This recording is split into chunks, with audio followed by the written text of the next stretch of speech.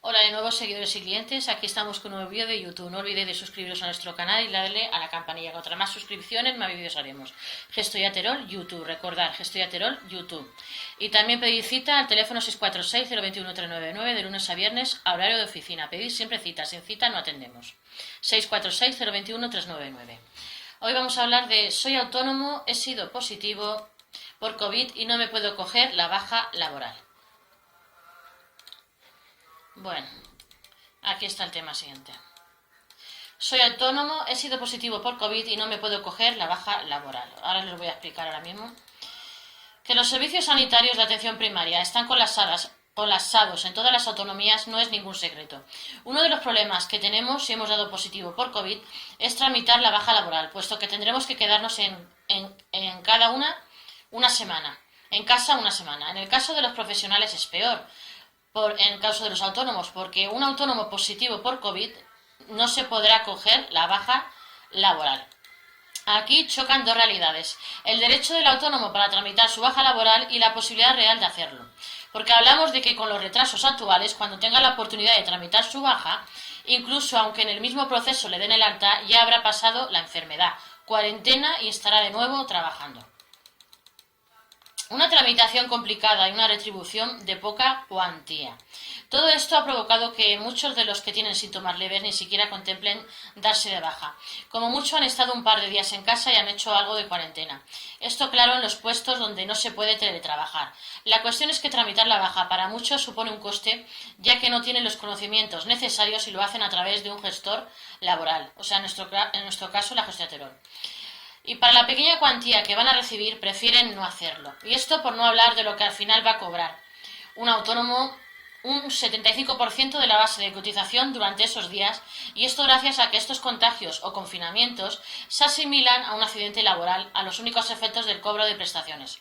Las estadísticas de bajas laborales acabarán diciendo que son pocos los autónomos que se han contagiado, porque han sido pocas las bajas tramitadas. La realidad será otra y al final supone una clara discriminación de los derechos de los autónomos que, como ocurre en otras ocasiones, acaban sin poder cobrar su prestación. Muchos negocios acaban cerrando. La cosa se puede complicar más si los autónomos tienen trabajadores contratados, donde es posible que haya sido baja más de uno. Esto ha llevado a diferentes sectores a plantearse un pequeño cierre temporal y mandar todo el mundo a casa y esperar un mes a que todo mejore.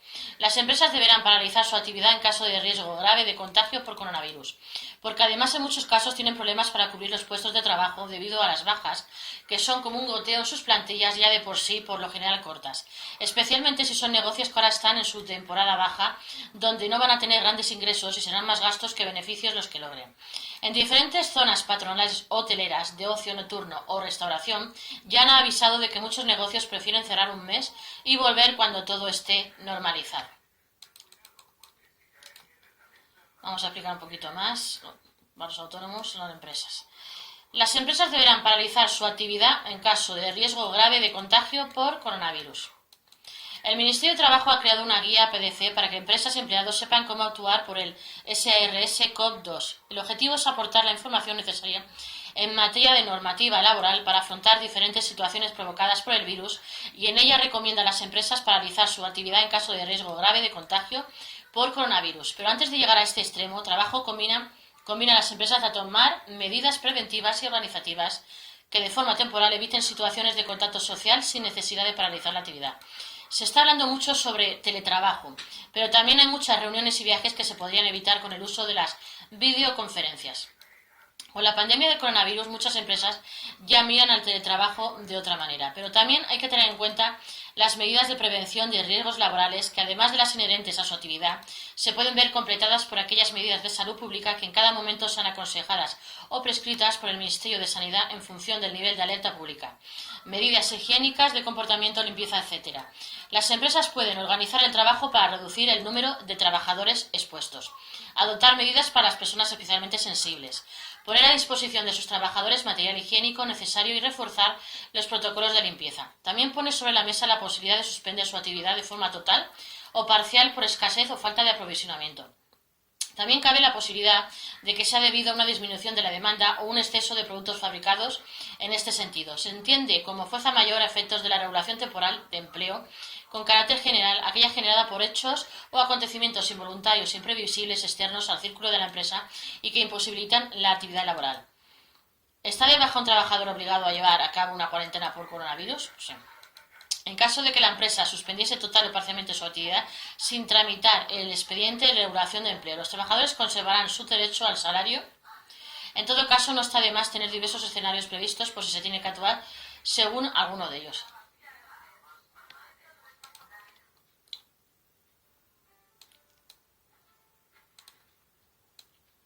¿Está de baja un trabajador obligado a llevar a cabo una cuarentena por coronavirus?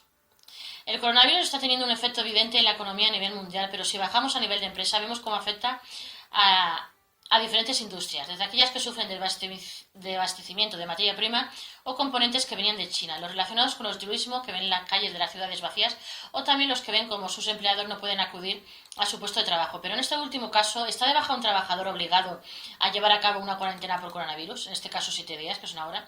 El tratamiento del coronavirus, la detención de la enfermedad y la contención de la misma muchas veces implica que sin estar enfermos, muchas personas se pueden ver obligadas a estar en cuarentena sin poder acudir a sus puestos de trabajo.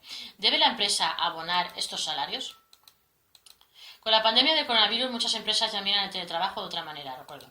Porque no es lo mismo estar enfermo, con lo cual tenemos una capacidad temporal, que se trata como cualquier otra que estar en confinamiento por prevención durante 15 días, donde oficialmente no estamos incapacitados.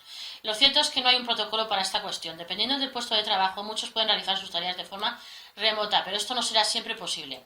Existe un precedente similar que fue la actuación llevada a cabo por la gripe A. En estos casos, el Ministerio de Sanidad consideró que los empleados en cuarentena serían considerados como si tuvieran la enfermedad, pasando a tener una baja por incapacidad temporal por enfermedad común.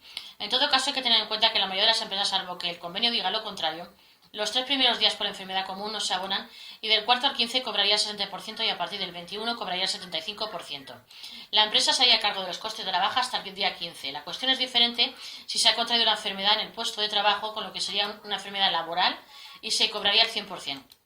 En todo caso, sería conveniente que el Ministerio de Sanidad, de acuerdo con la Seguridad Social, dictaminara un protocolo porque se pueden disparar los casos y tanto las empresas como los empleados se encuentran con una gran inseguridad jurídica. Con el agravante de encontrar que los trabajadores con los salarios más bajos y sistemas leves pueden acudir a su puesto de trabajo sin decir nada o sospechar que tienen la enfermedad tal y como ocurre habitualmente con la gripe. Parece que la Seguridad Social ha reaccionado con rapidez y tal y como ha indicado en su cuenta oficial. La cuarentena obligatoria será tratada como si de una enfermedad común se tratase, por lo que los efectos es como si estuviéramos de baja.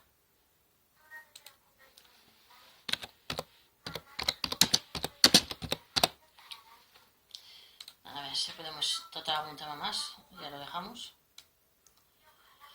A ver. ¿Cómo evitar que te embarguen tu vivienda si eres autónomo y tienes deudas? Un tema muy interesante también para los autónomos. ¿Cómo evitar que te embarguen tu vivienda habitual si eres autónomo y tienes deudas? En un momento como el actual, donde la incertidumbre es la norma de muchas empresas y que siguen luchando para seguir adelante, en muchos casos esto provoca no solo el cierre de la empresa, puesto que en el caso de los trabajadores por cuenta propia, responden de las deudas de su actividad como la totalidad de sus bienes presentes y futuros. Entonces, ¿cómo evitar que te embarguen tus bienes si eres autónomo y tienes deudas? Lo ideal siempre es intentar negociar un sistema de pagos con los acreedores, pero a veces la situación es tan mala que ni siquiera eso funciona, y puede darse el caso que tras la oportuna reclamación judicial se acabe en el embargo. Lo habitual es empezar embargando el dinero que hay en las cuentas corrientes o instrumentos financieros que tenemos. Lo normal es que haya números rojos en nuestras cuentas, por lo que se pasa a bienes muebles, como vehículos o incluso la casa. Las sociedades limitadas se vuelven más atractivas para los autónomos en un entorno de crisis. ¿Cómo evitar el embargo de bienes como la casa? El procedimiento para evitar que un problema financiero en la empresa afecte nuestro patrimonio personal es sencillo. Se trata de la figura del emprendedor de responsabilidad limitada a la que podrán acogerse los autónomos independientemente del tipo de actividad que realicen. Es un trámite sencillo pero que tiene unos costes y una obligaciones. El autónomo debe acudir al notario y manifestar su voluntad de adquirir esta condición indicando la actividad que va a ejercer y su vivienda habitual, que será la que quede excluida en caso de deudas con terceros. Debe completar una instancia y presentarla en el registro mercantil. Además, se inscribirá en el registro de la propiedad la vivienda habitual como perteneciente a un emprendedor de responsabilidad limitada. Dentro de sus obligaciones deberá someter a auditoría sus cuentas anuales y depositarlas en el registro mercantil. Ojo, porque esto implica que si además de la vivienda habitual tenemos una casa en la playa o un local en propiedad donde ejercemos la actividad económica, estos bienes sí son susceptibles de embargo. La responsabilidad limitada es una de las razones por las que en muchos casos los emprendedores prefieren constituir una sociedad limitada a ser solo autónomos. Pero incluso en estos casos, si somos administradores, podemos ver cómo determinadas deudas nos las embargan de nuestro patrimonio, como son las generadas con la seguridad social o Hacienda.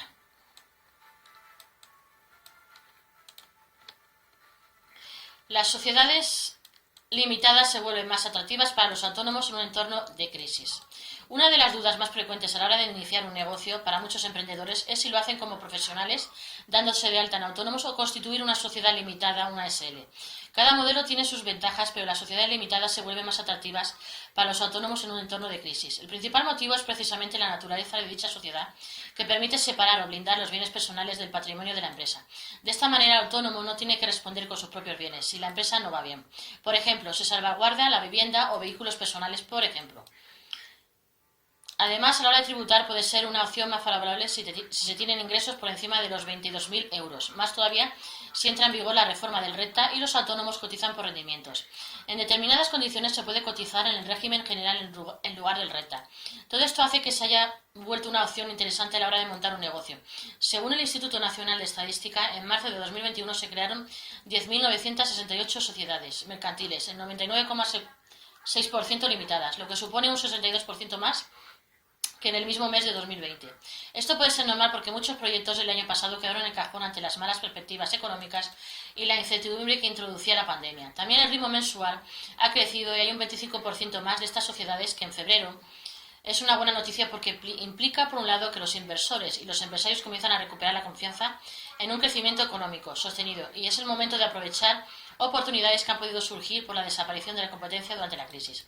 Sin embargo, también tiene sus inconvenientes. Por un lado, hay que tener un mismo capital de 3.000 euros para constituir la sociedad, y los trámites o el tiempo que tardamos en ponerla en marcha suelen demorarse un poco más que lo que tardamos en darnos de alta en autónomos. Muchos asumen que puede que este año el inicio sea más lento, pero tienen sus esperanzas puestas sobre todo en 2022 y la plena recuperación económica, que implica un aumento del consumo y una fuerte reactivación económica, y quieren estar preparados. Ojo a la responsabilidad limitada. Los administradores responden con su patrimonio de las deudas con Hacienda y la Seguridad Social. Límite de la responsabilidad de los administradores de una SL.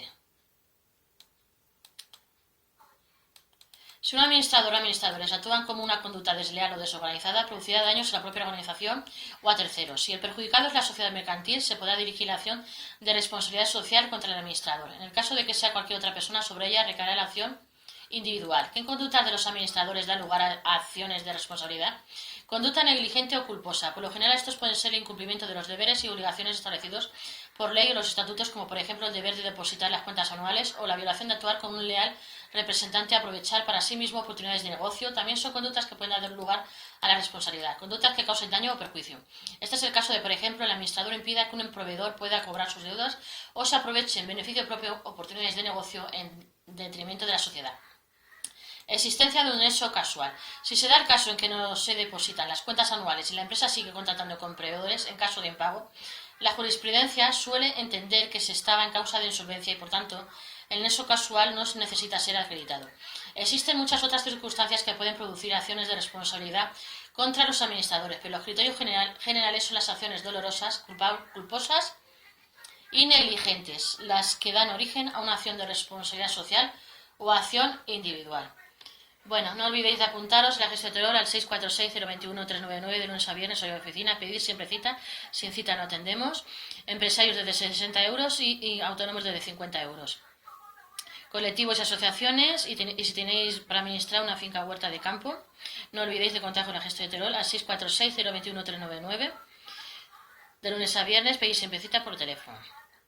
Gracias por seguirnos en todas nuestras redes sociales como Twitter, Google, Instagram, Facebook, YouTube, Google Apps. Repito, Facebook, Twitter, YouTube, Google, Instagram, YouTube y Google Apps y Google.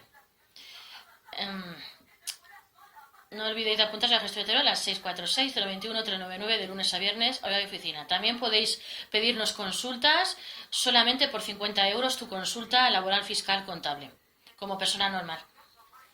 Bueno, hasta pronto, os espero. Besos.